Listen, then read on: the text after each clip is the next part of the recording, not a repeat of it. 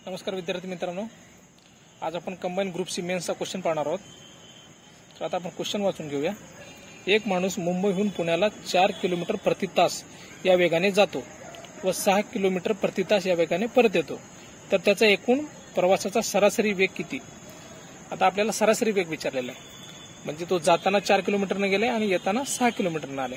तर काय करायचं बघा, सरासरी वेग काढताना 2 गुणिले बरं का 2 काय घ्यायचं, तर तू जाण्याचा आणि येण्याच्या वेगसाठी 2 घ्यायचं आणि ह्या दोन्ही वेगाचा गुणाकार करायचा। याला वेग किती आहे 4, दुसरा 6 आणि भागिले दोन्हीची बेरीज 4 अधिक 6। तर बघा 2 गुणिले 4 गुणिले 6 भागिले दोघांची बेरीज किती 10। बघा आता भाग घालून घेऊ, बे एक बे बे पंचम 10। ओके, वर बघा साइन चौक 24, 24 भागिले 5, 24 भागिले 5 ला जर आपण भागाकार घालायचं म्हणलं 5 चौक 20, 4 राहिले 0.8 न भागायचं, म्हणजे 4.8 किलोमीटर पर आवर आन्सर आहे। तर आता पुढचा क्वेश्चन बघूया। ग्रुप सी मेन्सचाच क्वेश्चन आहे। आपण क्वेश्चन वाचतो मी। ए व बी एक काम एकत्रितपणे 15 दिवसात करतात।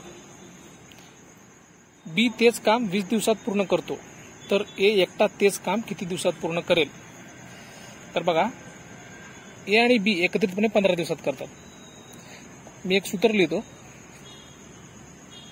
टोटल काम ए आणि बी चा टोटल काम बरोबर ए चा सेपरेट अधिक बी चा सेपरेट। तर बघा बी ची किंमत किती आहे 15, ठीक आहे, 1/a प्लस बी ची किंमत आता 15 टाकली आपण, तर आपल्याला ए काढायचा ना, मग ए असंच राहू द्या, अधिक बी ची किती आहे 20।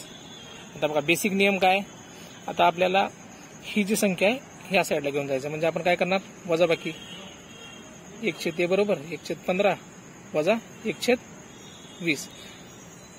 आता हे सोडवायचं म्हणल्यावर ह्या दोघांचा त्रिकच गुणाकार होणार, 20 वजा 15 भागिले दोघांचा गुणाकार 15 गुणिले 20, वजाबाकी किती आली 5, खाली 15 गुणिले 20। आता भाग घालूया, 5 × 5 5 त्रिक 15, ओके, म्हणजे 1/3 गुणिले 20 म्हणजेच किती 60, 1/60 होणार आणि ही 1/a आहे, दोन्ही जर आपण रिव्हर्स केलं तर ए बरोबर 60 येणार।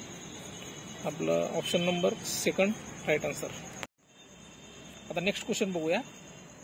आपण ग्रुप सी मेन्सचा क्वेश्चन आहे। 250 मीटर लांबीची रेल्वे गाडी ताशी 45 किलोमीटर वेगाने धावते, तर 250 मीटर लांबीचा प्लॅटफॉर्म ओलांडण्यासाठी किती वेळ लागेल? ओके, तर हा जो क्वेश्चन आहे आपण बेसिक पद्धतीने सोडूया।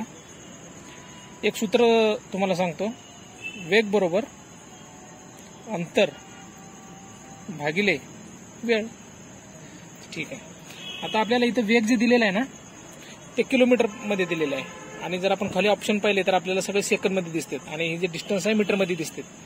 तर आता आपल्याला किलोमीटरचं मीटर पर सेकंद मध्ये कन्वर्ट करावं लागणार आहे, त्याला आपण मीटर पर सेकंदला साईडला करून घेऊया। वेग किती आहे 45 okay kilometre, metre per second मध्ये जर करायचं असेल ना तर 5/8 ने आपण त्याला गुणायचं। आता इथं भाग घालून बघून 9 2 18 9 5 55, म्हणजे वेग बरोबर 25 भागिले 2। आता याला भाग जाऊ शकतो पण आपण भाग घालवायचा नाही, कारण ह्या गोष्टी पुढे जाऊन कॅन्सल होणार आहेत बरोबर।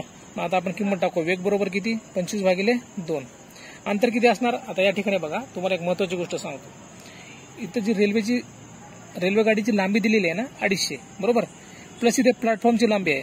जेव्हा कधी आपल्याला प्लॅटफॉर्म आणि रेल्वेची लांबी दिलेली असेल तर त्या दोन्हीची बेरीज करायची आहे, म्हणजे कसं 250 अधिक हे 250 भागिले वेळ आपल्याला तर काढायचं आहे बरोबर। तर बघा 25 भागिले 2 250 किती 500 भागिले वेळ।